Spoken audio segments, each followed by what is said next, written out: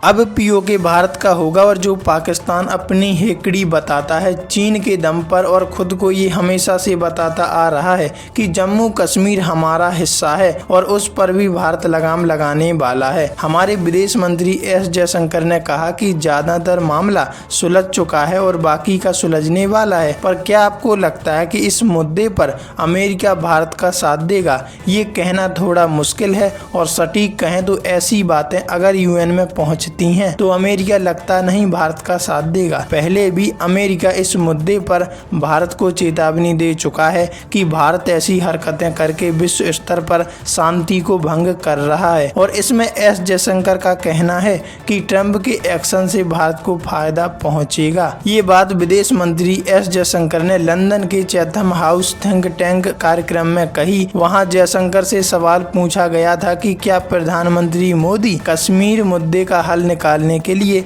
अमेरिकी राष्ट्रपति Donald Trump के साथ अपने संबंधों का इस्तेमाल कर सकते हैं। वहीं अमेरिकी राष्ट्रपति डोनाल्ड ट्रंप को लेकर पूछे गए सवाल पर उन्होंने कहा कि अमेरिकी विदेश नीति में बदलाव का भारत को फायदा मिलेगा। एस जयशंकर ने कहा, राष्ट्रपति ट्रंप के नेतृत्व में अमेरिका की विदेश नीति में बदलाव उम्मीद के मुताबिक है। यह कई मायनों में भारत के अनुकूल है क्योंकि ट्रंप प्रशासन के एक्शन से दुनिया नई व्यवस्था की तरफ बढ़ रही है।